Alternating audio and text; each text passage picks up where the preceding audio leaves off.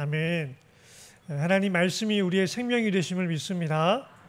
우리 신앙생활의 본질은 말씀에 있는데요. 오늘 바로 그런 이야기를 나누고자 합니다. 본질로 승부하라.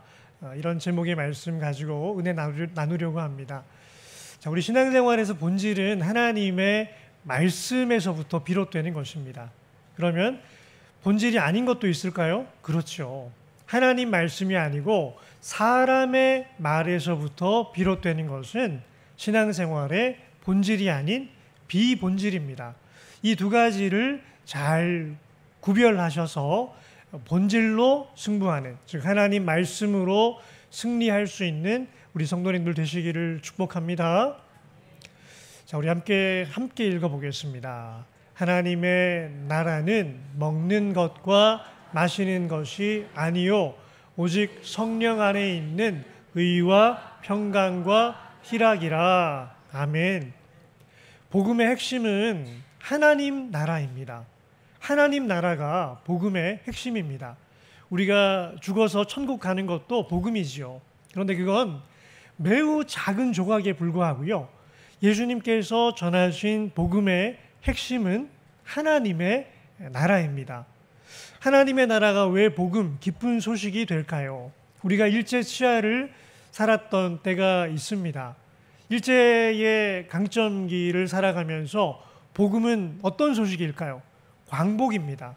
우리나라가 다시 세워지는 것이 우리의 기쁜 복음이 되는 것처럼 마귀의 통치 가운데 살고 있는 이 땅 가운데 정말 기쁜 소식은 뭘까요? 하나님의 나라가 이 땅에 왔다는 것입니다. 하나님의 통치가 이 땅 가운데 회복되었다라는 것입니다. 그러기에 하나님 나라는 복음의 핵심인데 이 하나님 나라의 본질은 무엇이냐?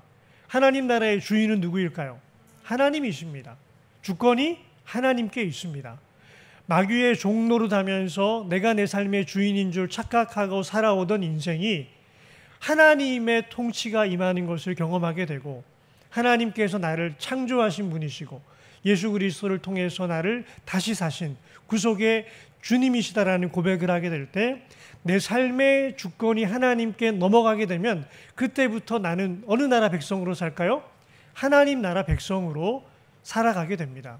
근데 왜 이게 복음일까요? 그러면요, 즐겁습니다. 신이 납니다. 그 기쁨을 감당할 방법이 없을 정도로 하나님 나라 백성으로 살아가는 건 정말 신나는 일입니다. 이 땅에서도 하나님 나라 백성으로 살아가다가 죽음도 두려워하지 않고 죽음 이후에는 하나님께서 예비해 주신 부활의 몸과 천국의 영광을 누리며 영원히 그 나라에서 하나님과 함께 살아가게 됩니다. 우리 사랑하는 성도님들, 하나님 나라 백성 되셨습니까? 하나님께서 삶의 주인 되셨습니까? 아멘. 하나님께서 왕이 되시는 은혜가 복음인 것입니다. 자, 그런데 이 하나님 나라의 본질은 하나님의 왕 되심, 예수 그리스도의 주권에 있는데 자꾸 그 자리를 먹는 것과 마시는 것, 비본질이 차지하고 들어오는 역사가 초대교회 때에도 지금도 또 교회를 넘어서 구약의 유대인들 사회에서도 늘 있던 일이었습니다. 그러기에 다시 한번 강조하고 있는 것입니다. 하나님 나라의 본질은 먹는 것과 마시는 것에 있지 아니하고 오직 성령 안에 있는, 즉 하나님께서 오셔야지 그 통치를 행사하실 때 하나님 나라가 누려지는데 예수님 부활 승천하신 이후에 예수의 영이신 성령께서 우리 안에 거하시는 것, 이게 하나님 나라의 본질이라는 겁니다. 그 성령께서 우리 안에 있는 은혜가 무엇이냐? 그걸 세분하게 되면 의와 평강과 희락입니다. 예수 그리스도와 연결되어지는 것이 의이고 그렇게 예수님과 연결된 자들은 그 안에서 평강을 누리며 살아가게 됩니다. 그런데 어떻게 될까요? 즐거워요. 그냥 예수님을 삶의 주인으로 고백하고 그 대속의 은혜를 감사함으로 고백하는 자들이 모였을 뿐인데 그냥 즐거운 거예요. 뭘 먹어도 기쁘고 즐겁고 노래하면 감사가 터져 나오게 되고 하늘의 영광이 임하게 되는데 이 기쁨을 감당할 길이 없을 만큼 즐겁습니다. 우리가 예수님과 연결되어진 구원받은 하나님의 자녀가 된 줄 믿습니다.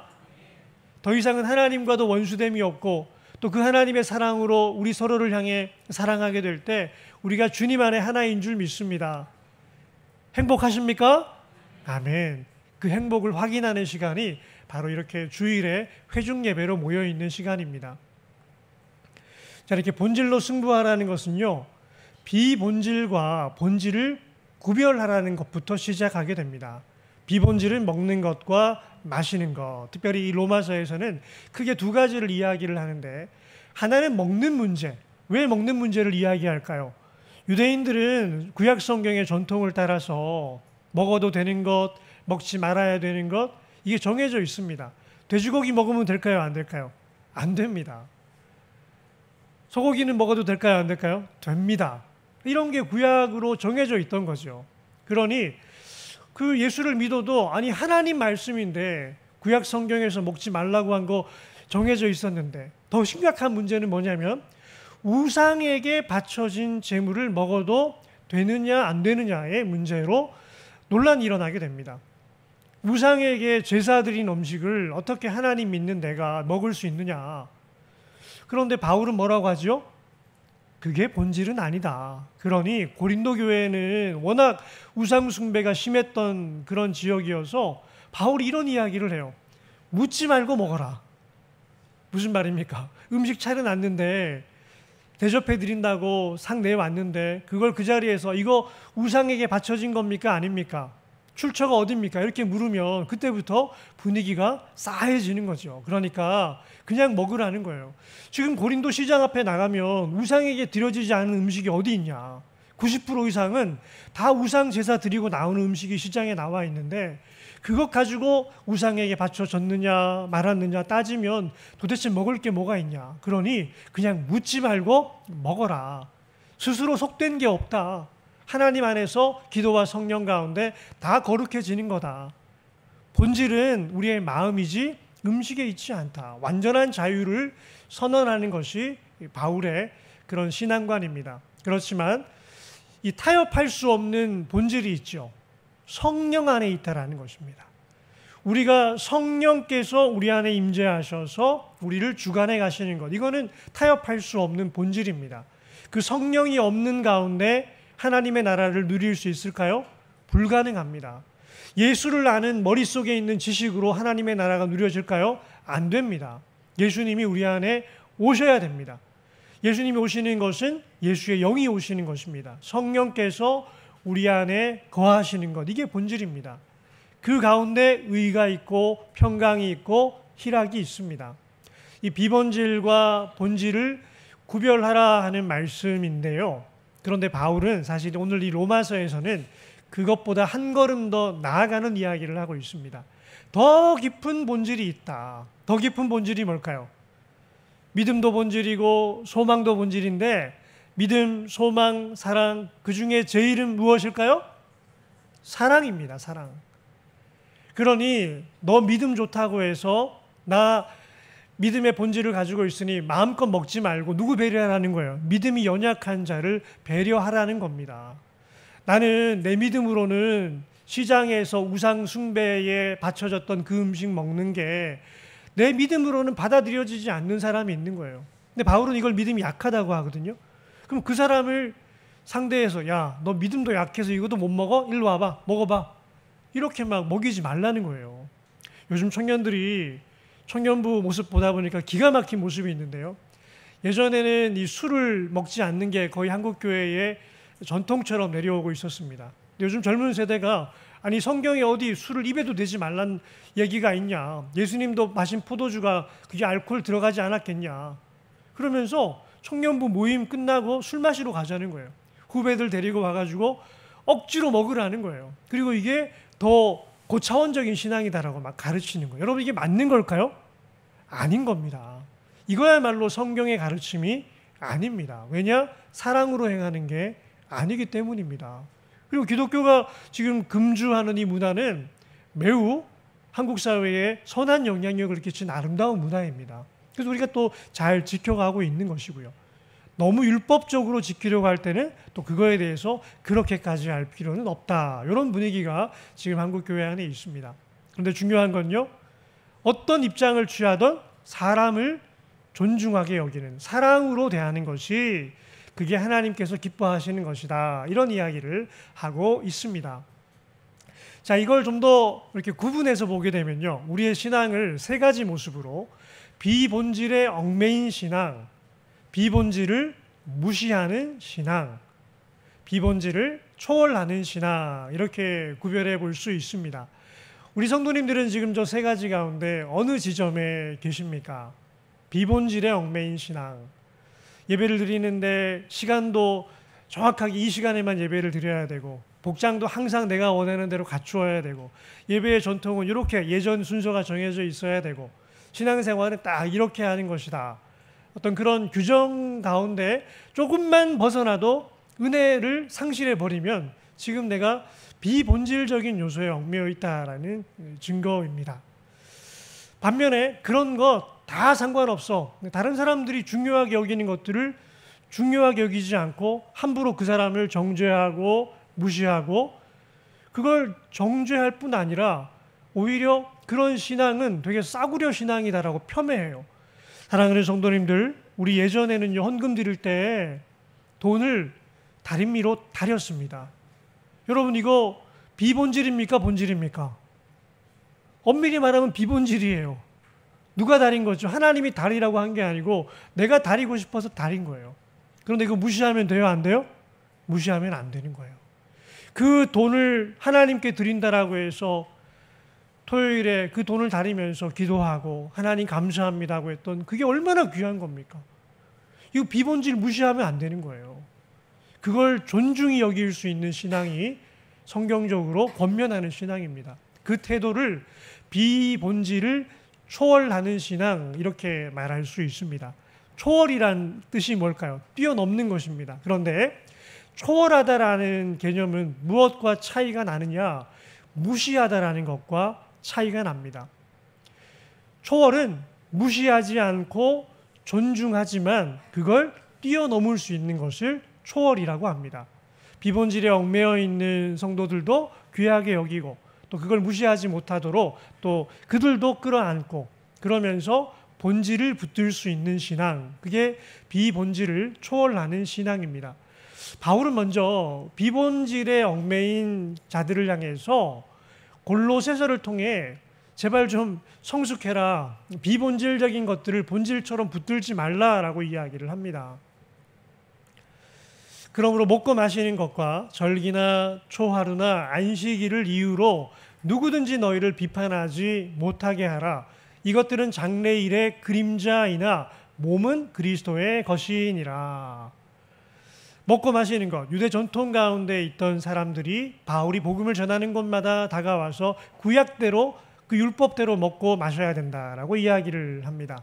그리고 우상에게 바쳐진 잼을 먹지 말라라고 그들을 정죄합니다. 절기, 초하루, 안식일을 이유로 구약의 절기를 다 지켜야 한다라고 말하는데 바울은 그건 아니라고 하죠. 특별히 안식일을 이유로라고 할 때 저 표현을 보게 되면 성경에서는 10계명 가운데 안식일을 기억하여 거룩히 지키라 말하고 있지요.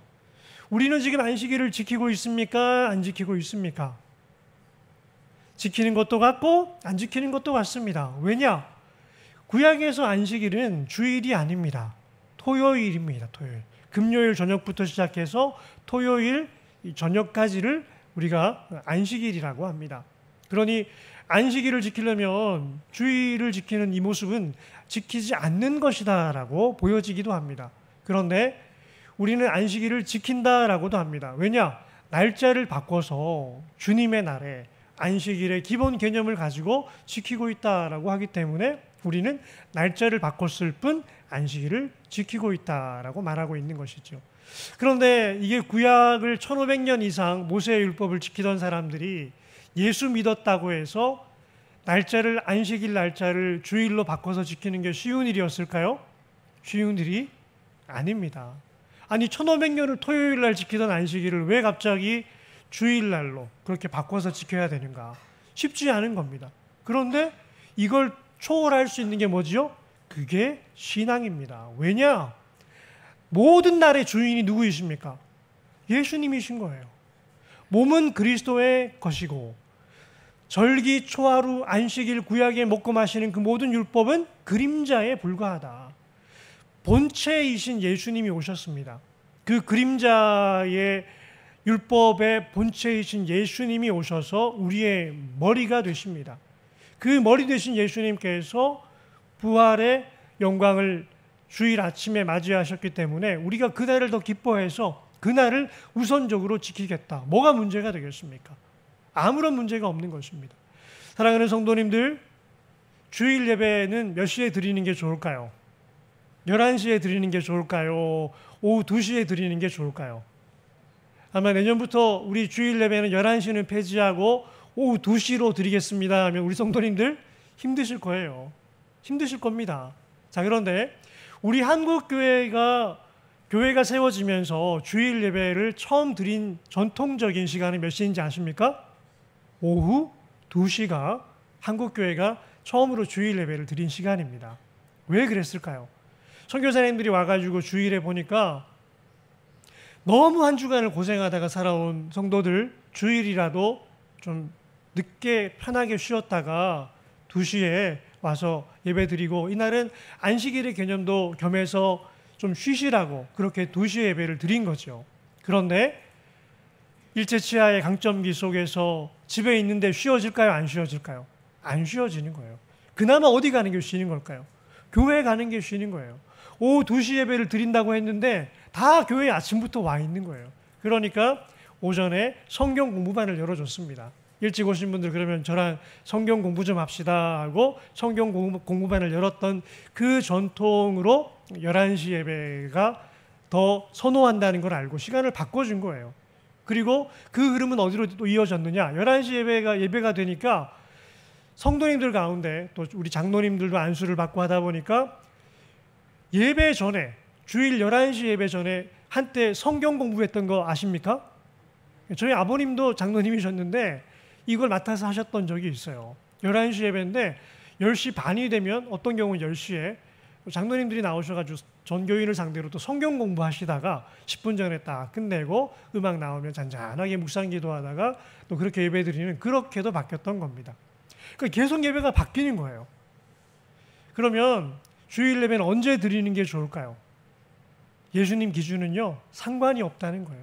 대신에 너희들끼리 함께 모일 수 있는 시간에 마음을 정하고 그 시간에 와라. 2-3 내 이름으로 모인 그곳에 있다 하셨지 몇 시에 모이면 내가 오겠다라고 하지 않으십니다. 그러니까 이 공예배는요, 언제 모이느냐가 중요한 게 아니고 함께 모이느냐가 중요합니다. 그러니까 주중에 있는 예배도요, 공예배는 대그룹으로 주일에 모였으면 주중 예배는 중그룹으로 모여야 되는 거예요. 근데 이제 생활 패턴이 바뀌다 보니까 이 시간을 바꿔줘야 되는데 때로는 어떤 교회들은 모이던 시간을 바꾸지를 못하는 거예요. 왜냐? 이게 율법이 되어버려가지고 우리 전통의 무게가 너무 무거워지다 보니까 항상 그 시간에만 모여야 되는 거예요. 근데 지금 시대가 변하고 하다 보니까 새벽 예배를부터 주요 기도회 또 금요 기도회 시간들을 다 지금 바꾸고 있습니다. 근데 그런 변화를 추구하는 교회들은 오히려 부흥하는 교회들로 가고, 그 전통에 억눌려 있는 교회들은 침체하는 현상이 지금 한국 교회 안에 일어나고 있습니다. 마음껏 바꾸어도 될까요? 안 될까요? 됩니다. 비본질이기 때문에 그렇습니다. 아무도 꾸며낸 겸손과 천사 숭배를 이유로 너희를 정죄하지 못하게 하라. 그가 그 본 곳에 의지하여 그 육신의 생각을 따라 헛되이 과장하고 머리를 붙들지 아니하는지라. 온몸이 머리로 말미암아 마디와 힘줄로 공급함을 받고 연합하여 하나님이 자라게 하심으로 자라나느니라. 자, 우리가 이런 인간적인 전통이 그 교회 안에 많아지게 되는 배경에 대해서 꾸며낸 겸손, 천사 숭배, 하나님이 아닌 천사를 숭배하는 것이다라고 이야기를 하고 있습니다. 전통이 왜 무섭냐? 좋은 전통일수록 무섭습니다. 좋은 전통이 얼마나 좋습니까? 그런데 전통이 아무리 좋아봐야 말씀은 아닙니다. 구별을 해야 됩니다. 여러분, 짝퉁이 왜 짝퉁인 줄 아십니까? 진짜 닮아서 짝퉁입니다. 그냥 시장에서 파는 건 짝퉁이라고 하지 않습니다. 그런데 구분이 안 돼요. 그냥 봐서는 이게 진품인지 가품인지 구분이 안 되는 걸 우리가 짝퉁이라고 합니다. 그런데 때로 좋은 전통이 교회 안에서 짝퉁 노릇할 때가 있습니다. 보여지는 신앙의 모양새가 좋다는 것 때문에 자신도 속아요. 내가 신앙 좋다고. 그런데 성경은 분명히 말하고 있습니다. 머리를 붙들지 아니하면 가짜라는 거예요. 머리가 누구이십니까? 예수님이십니다. 그 삶의 주인이 예수 그리스도가 아니신데 예배를 열심히 드리는 모양새가 있고 모든 종교적인 모양새를 다 갖추고 있다 할지라도 짝퉁입니다. 그러기에 전통이 말씀 위에 올라서는 걸 우리는 늘 경계해야 됩니다. 예수님은 바리새인들을 향해 이렇게 말씀하시죠. 사람의 계명으로 교훈을 삼아 가르치니 나를 헛되이 경배하는도다 하였느니라. 너희가 하나님의 계명은 버리고 사람의 전통을 지키느니라. 그 밑에 있는 두 줄 함께 읽어볼까요? 또 이르시되 너희가 너희 전통을 지키려고 하나님의 계명을 잘 저버리는도다. 이게 무서운 겁니다. 우리 안에 좋은 전통이 많은 거 참 좋은 일이죠. 그런데 그게 너무 좋아서 하나님도 밀어버리는 거예요. 베드로가 실제로 그랬습니다. 하나님께서 환상 가운데 야, 너 이거 먹으라 하고 주시는데 구약율법에 먹지 말라고 한 걸 내려주니까 먹을까요? 못 먹을까요? 하나님 안 됩니다. 하나님을 가르치고 있어요. 율법에 성경에 그런 거 먹지 말라고 했는데 도대체 왜 이러십니까?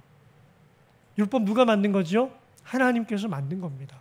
하나님이 먹으라면 알겠습니다 하고 먹어야 되는데 그 전통 지키겠다고 하나님 계명의 말씀도 거절하게 되는 게 이게 베드로의 모습이었던 겁니다. 교회가 이럴 수 있다는 것에 우리가 경각심을 가져야 됩니다. 자, 이게 바울이 가지고 있는 이제 기본 예수님의 사상을 가지고 있는 본질에 충실하라는 가르침이고요. 한마디로 말하게 되면 비본질이 본질의 자리를 차지하게 두지 말라는 것입니다. 이게 사람이 만든 건지 하나님께서 원하셔서 우리에게 명하시는 건지 분명하게 구별해서 비본질은 언제든지 우리가 내려놓을 수 있는 자세를 가지고 있어야 됩니다. 치약을 앞에서 짜는 사람도 있고 뒤에서 짜는 사람도 있고 중간에서 짜는 사람도 있고 부드럽게 천천히 나오도록 온몸을 전체를 쥐어짜는 사람도 있고 그날 기분에 따라 마구 쥐어짜는 사람도 있습니다. 우리 성도님들은 어떤 스타일이 좋으십니까? 부부가 결혼해가지고 뭐 때문에 싸울까요? 치약 짜는 것 때문에 싸웁니다. 치약을 뒤에서부터 꼼꼼하게 짜는데 남편이 앞에서부터 막 짜니까 어때요? 가정교육을 어떻게 받은 거냐고. 니네 엄마는 도대체 그렇게 가르쳤냐고.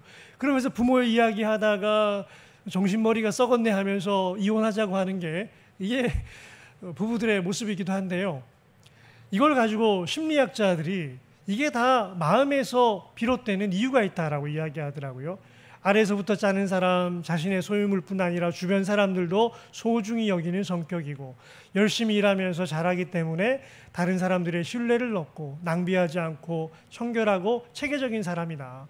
중간부터 짠다면 현실적이고 활동적인 성격을 가지고 있고 규칙을 중요하게 생각하지 않지만 도전에 직면하면 꼭 해결하려는 의지가 강하다. 사교적이고 친구도 많고 정서적으로 안정적인 사람이다. 위에서부터 짠다면 고집이 세고 원하는 목표를 달성하기 위해 물불을 가리지 않는다. 주변 사람들을 잘 믿지 않고 자신의 의견만 의존하려는 성향이 강하다. 나르시시스트의 면모를 가지고 있다. 이 이야기 들으면 아마 오늘 위에서부터 짜는 사람들 엄청 공격할 것 같아요. 모양 유지하며 부드럽게 짠다면 혼자 있는 걸 좋아하고 몽상가이고 예술적 성격이고 주변 변화에 예민하지만 민감하게 반응하지 않고 온화하고 느긋하고 솔직하면서 사력 있고 관대한 성향의 소유자이다. 대중 없이 마구 쥐어짠다면 자유로운 영혼이며 아이디어가 넘치고 예술적이고 창의적이고 주변의 아름다움과 즐거움 찾기를 즐기고 낙관적이며 열린 마음을 가지고 있는 사람이다. 기분은 자주 변할 수 있다. 뭐 이런 이야기를 하고 있습니다. 여러분 치약 어디서부터 짜면 좋을까요? 상관없습니다. 아무 데서나 짜도 되는 거예요. 이거 가지고 괜히 시어머니, 친정엄마 끄집어낼 필요가 없는 겁니다. 자, 그런데 바울은 이렇게 본질에 충실하라는 이야기를 넘어서서요. 비본질을 무시하지 말라는 거예요. 부부가 서로 잘 지내려면 어떻게 해야 될까요? 그래, 우리 치약 짜는 걸로는 서로 상관하지 말자. 이렇게 뭐 본질을 붙들면 좋지요. 그런데 부부가 더 잘 지낼 수 있는 방법은요, 남편이 나는 앞에서부터 짜던 사람인데 아내를 보니까 어때요? 뒤에서부터 짜고 있는 거예요. 그걸 세심하게 발견을 했어요. 당신은 뒤에서부터 짜는 게 좋구나. 미안해, 내가 앞에서부터 짜서 좀 스트레스 받았지? 그 마음을 알아주고 내가 한번 고쳐볼게. 노력해볼게. 뒤에서부터 짜줄게. 여러분, 그걸 보고 그 다음날 치약을 짰는데 뒤에서부터 짠 치약이 꽂혀 있는 거예요. 감동을 받을까요? 안 받을까요? 감동을 받는 거예요. 그걸 보고 아내가 치약을 꺼내가지고 앞에서부터 쫙 짜버려요. 아니야, 여보, 내가 바꿀게. 내가 앞에서부터 짜면 되니까 당신 편하게 짜. 괜히 이것 때문에 스트레스 받지 말고 이제 우리 앞에서부터 짜자. 이렇게 부부가 사랑하면요, 행복하게 살아가는 거예요. 바울이 지금 그 이야기를 하고 있는 거예요. 비본질이라고 무시하지 말고 그 사람의 마음을 헤아려 줘라. 그런즉 우리가 다시는 서로 비판하지 말고 도리어 부딪힐 것이나 거칠 것을 형제 앞에 두지 아니하도록 주의하라. 내가 주 예수 안에서 알고 확신하노니 무엇이든지 스스로 속된 것은 없지만 다만 속되게 여기는 그 사람에게는 속되니라.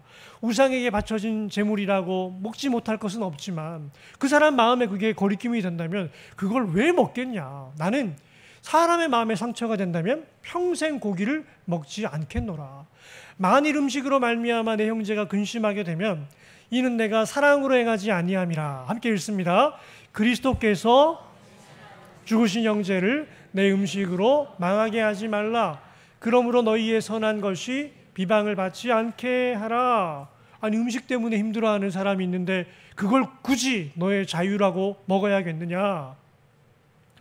2027년부터 이제 개고기 산업이 전면 금지된다라고 이야기를 하고 있습니다. 이런 상황이 되고 또 개가 죽으면 장례식 치러달라고 요청받는 경우도 실제로 있고 어떤 경우에는 앵무새 죽었다고 위로신방 요청하셔가지고 가서 기도해 드리고 이분은 정말 근데 그게 너무 힘든 거예요. 우리 앵무새를 천국에서 다시 만날 수 있느냐 없느냐. 그러니 그 관련된 신학적인 자료를 미리 연구해가지고 지금 현대신학의 입장에서는 이렇습니다라고 말씀을 또 드려야 되고. 근데 그렇게 해드리니까 어때요? 너무 고마워하는 거예요. 이 교회 등록하겠다라는 거예요. 목사님이 우리 앵무새를 위해서 기도해 주셨다고. 그 다음 주에 와서 교회 등록을 하셨어요. 이런 상황들을 경험하다 보니까 저도 개고기를 먹어야 될까 말까. 한때는요, 코스였습니다. 목회를 시작하면 기본으로 배워야 되는 코스가 이 개고기 먹는 코스예요. 왜냐, 성도님들이 가장 귀한 마음 담아서 우리 목사님 제일 좋은 거 대접해 드리는 게 무슨 고기일까요? 개고기였던 거예요. 그래서 저도 순교하는 마음으로 먹어보자고 먹어봤더니 또 맛있어요. 몸에도 적응이 되고. 그런데 시대가 이렇게 변하다 보니까 기준이 자연스럽게 바뀌더라고요. 우리 교회 목사님이 개고기 먹는다는 것 때문에 교회 등록 안 하시는 분들이 실제로 있는 현상들을 보면서 개고기는 이제 공식적으로 저는 개고기를 안 먹습니다라고 말씀을 드리고요. 단 예외가 있습니다. 보신탕 집을 운영하시는 식당 갈 때는요, 개고기 먹습니다. 목사님 다른 거 드릴까요? 아니요, 그거 주세요 하고 그거 먹고 우리 집사님 맛이 더 좋아졌다고 힘드셔서 어떡하냐고. 이전 교회 전에 하셨던 분들 신방 또 가기도 하는데요. 가서 그냥 그렇게 먹습니다. 근데 공식적으로 먹을까 안 먹을까요? 저는 공식적으로는 안 먹습니다. 이제 성경의 가르침이 그런 거기 때문에요. 본질은 아니지만 마음과 연결될 때는 배려해 줘야 됩니다. 음식은 우리를 하나님 앞에 내세우지 못하나니 우리가 먹지 않는다고 해서 더 못 사는 것도 아니고 먹는다고 해서 더 잘 사는 것도 아니니라. 그런즉 너희의 자유가 믿음이 약한 자들에게 걸려 넘어지게 하는 것이 되지 않도록 조심하라.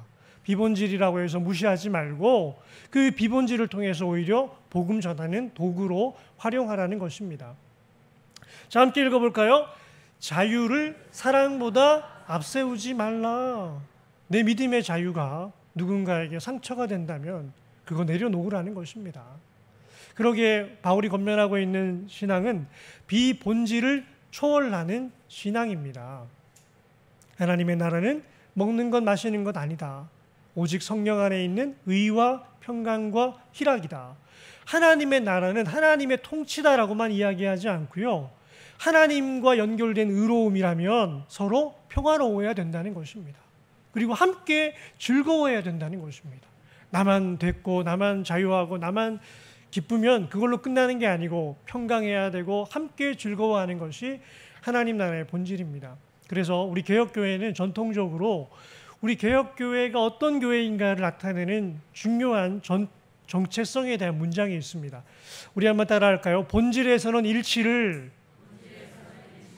비본질에서는 자유를, 모든 것에서는 사랑을.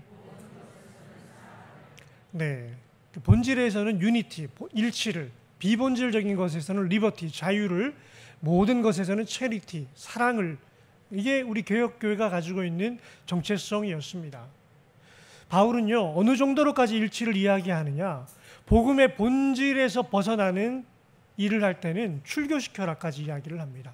정말 예수 믿는다고 하면서 음란과 악함과 노골적으로 예수 그리스도를 대적하는 그 악함으로 교회 안에 들어와 있는 자들 출교시키라고까지 이야기합니다. 그러나 그게 본질의 문제가 아니라면 자유를 주고 관용을 베풀라고 합니다.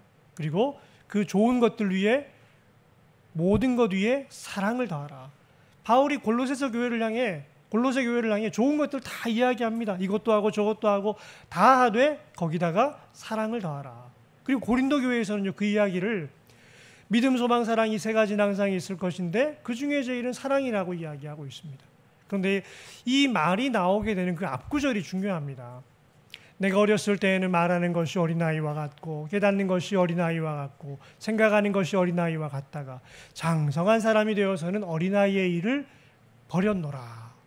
버릴 때가 온다는 것입니다. 아이가 비본질적인 것에 집착하는 게 이게 뭐가 문제입니까? 근데 그 아이를 부모가 그건 비본질적인 거니까 버려, 강요해서는 안 된다는 것입니다. 품어주고 사랑해주고 그러다 보면 버릴 때가 옵니다. 우리가 지금은 거울로 보는 것 같이 힘이 하나 그때에는 얼굴과 얼굴을 대하여 볼 것이요 지금은 내가 부분적으로 아나 그때에는 주께서 나를 아신 것 같이 내가 온전히 알리라. 그런데 조금 먼저 알았다고 해서 그 지식으로 교만해져서 누군가를 정죄하는 일 하지 말라는 것입니다. 블로그를 보는데 어느 30대 여인이 이제 인형을 버릴 때가 왔네요 하고 글을 쓴 걸 봤습니다.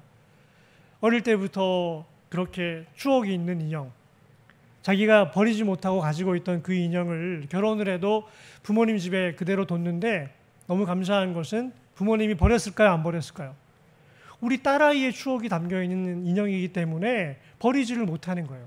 그래서 그 인형을 결혼한 이후에 이사를 하고 다시 가지고 왔습니다. 그리고 얼마나 소중한지 하나하나 보면서 추억이 다 떠오르는 거예요. 그런데 왜 버려야 되느냐? 아이를 출산할 때가 되었습니다 라고 이야기를 하더라고요.